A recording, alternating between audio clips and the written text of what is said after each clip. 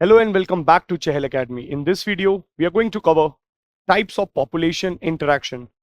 So let us start और देखते हैं आज की इस वीडियो में हम लोग क्या क्या कवर करने वाले हैं। फर्स्ट हम लोग बात करेंगे पॉपुलेशन इंटरेक्शन क्या होता है।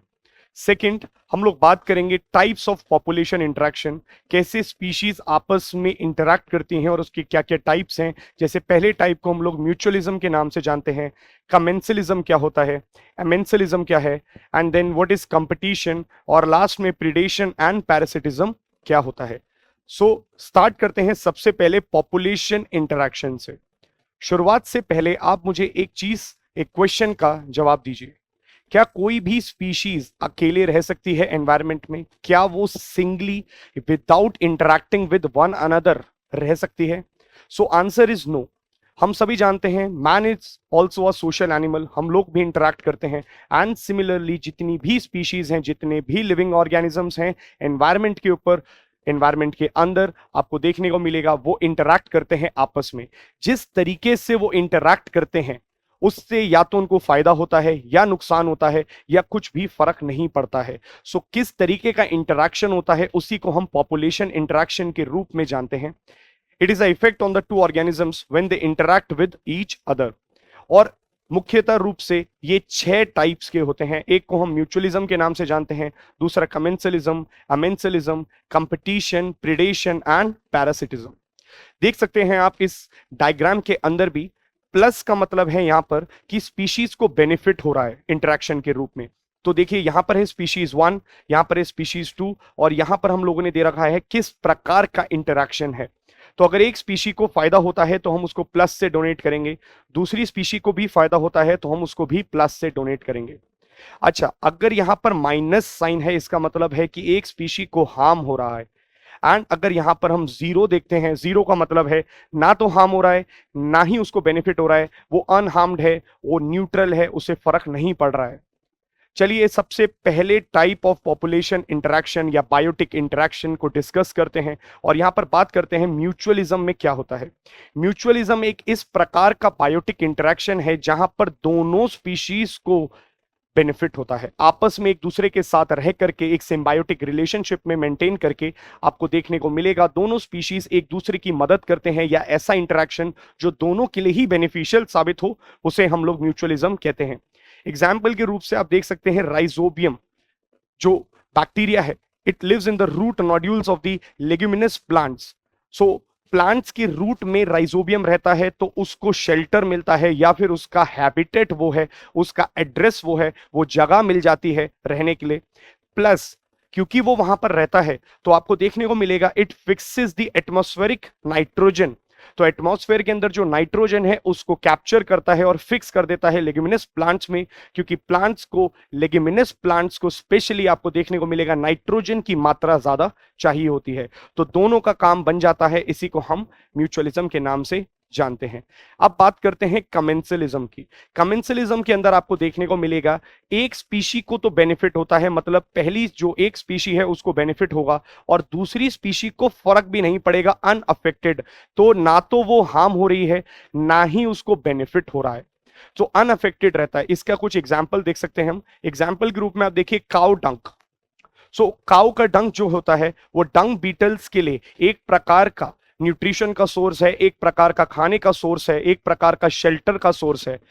वेयरएज काउ को फर्क नहीं पड़ता है कि उसके डंक को कोई यूज कर रहा है कि नहीं कर रहा है। तो आपको देखने को मिलेगा काउ का डंक एक काउ के लिए अनअफेक्शन है, उसको फर्क भी नहीं पड़ेगा, मतलब that is zero. But for another species it is affecting beneficially, मतलब पॉजिटिव रूप से इंटरेक्शन हो रहा है। अब बात करते हैं थर्ड नंबर पे अमेंसलिज्म की। ये बिल्कुल उल्टा है कमेंसलिज्म से। देखिए यहां पर एक स्पीशी को हार्म हो रहा है, मतलब नेगेटिव, और दूसरी स्पीशी अनअफेक्टेड है, तो दूसरी स्पीशी को फर्क भी नहीं पड़ रहा है, बट एक स्पीशी हार्म हो रही है। तो इस टाइप का जो पॉपुलेशन इंटरेक्शन है या बायोटिक इंटरेक्शन है उसको हम एमेंसलिज्म के नाम से जानते हैं। एग्जाम्पल से समझने की कोशिश करते हैं। जब cattle trample on the grass, तो देखिए आप यहां पे इमेज में देख सकते हैं जब कैटल आती हैं और वो ग्रास के ऊपर चलती हैं या घास के ऊपर बहुत तेजी से दौड़ते हैं, तो आपको देखने को मिलेगा घास जो है या ग्रास है वो क्रश हो जाती है, टूट जाती है, खत्म हो जाती है। सो आपको देखने को मिलेगा यहां पर ग्रास को नेगेटिवली इंपैक्ट हो रहा है, वेयर एज कैटल को फर्क भी नहीं पड़ रहा। यह है एक एमेंसलिज्म का एग्जाम्पल। अब बात करते हैं कंपटीशन की। कंपटीशन नाम से ही आपको समझ में आ रहा है एक नेगेटिव इंटरेक्शन है, और देखिए ये एक ऐसा इंटरेक्शन है जहां पर दोनों स्पीशीज को हार्म होगा। तो यहां पर आप दोनों नेगेटिव को ही देखेंगे, तो स्पीशी ए हो चाहे स्पीशी बी हो, दोनों को अगर नेगेटिव इंटरेक्शन देखने को मिलेगा तो आप बोलेंगे ये कंपटीशन है। कंपटीशन की भावना दोनों स्पीशीज के लिए ही हार्मफुल साबित होती है। एग्जाम्पल के रूप में आप देख सकते हैं साउथ अमेरिकन लेक्स में जब फ्लेमिंगोज जाती हैं विजिट करने, तो फ्लेमिंगोज वहां पर जाती हैं, विजिट करती हैं, वहां पर स्टॉप होती हैं, माइग्रेट करते समय वहां पर रुकती हैं, तो वो भी उसी एक्वेटिक इकोसिस्टम में से अपने कॉमन फूड को चुनेंगी, दैट इज जूप्लांक्टन्स और फिशेस। और यहीं पर आप देख सकते हैं जो वहां पर बड़ी मछलियां हैं या फिशेस हैं, उनके लिए भी जूप्लांक्टन एक तरीके का रिसोर्स है, एक तरीके का फूड सोर्स है।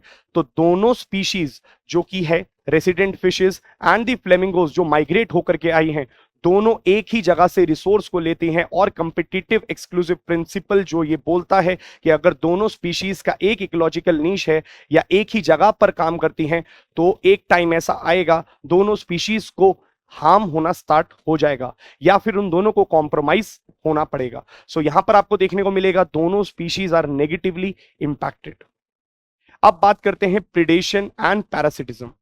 देखिए प्रिडेशन हो या पैरासिटिज्म हो, दोनों में एक बात कॉमन है, दैट इज यहां पर एक स्पीशी को बहुत फायदा होता है, दूसरी स्पीशी को नुकसान होता है। दैट इज एक स्पीशी बेनिफिट करती है, दूसरी स्पीशी हार्मफुल कंडीशन में आ जाती है। तो आप देख सकते हैं एग्जाम्पल के रूप में mosquitoes feeding on human blood, ये एक पैरासिटिज्म का एग्जाम्पल है। तो पैरासिटिज्म और प्रिडेशन में क्या फर्क है? तो देखिए दोनों काम एक ही है, एक स्पीशी बेनिफिट होती है, दूसरी नेगेटिवली इंपैक्ट होती है, परंतु इसमें एक बहुत छोटा सा डिफरेंस है। प्रिडेशन में आपको देखने को मिलेगा एक स्पीशी को एक्टिवली हंट करना पड़ता है दूसरी स्पीशीज को हार्म करने के लिए। तो यहां पर एनर्जी का जो सोर्स है वो बहुत ज्यादा होता है, मेहनत ज्यादा है in comparison to parasitism. Parasitism क्या है? एक इनएक्टिव तरीका है, एक स्लो प्रोसेस है जहां पर एक स्पीशी दूसरी स्पीशी के ऊपर बैठी रहेगी और उसको नेगेटिवली हार्म करती रहेगी, जैसे मस्किटो। तो मस्किटो वाला जो एग्जाम्पल है ये पैरासिटिज्म का एग्जाम्पल है, जहां पर वो जब हमारे ह्यूमंस को, ह्यूमन ब्लड को इन्फेक्ट करता है तो हम लोगों को मे भी पता चलता है, समटाइम्स नहीं भी पता चलता है, धीरे धीरे वो हमें इन्फेक्ट कर देता है। तो कहीं पर हमारे को मलेरिया, डेंगू जैसे सिम्टम्स देखने को मिल सकते हैं, तो हमको भी हार्मफुल कंडीशन मिल गई है। एंड एक तरफ से आप देखेंगे तो उसको ब्लड मिला या उसको फूड मिला, उसको रिसोर्स मिला, तो मस्किटो विल बी बेनिफिटिंग।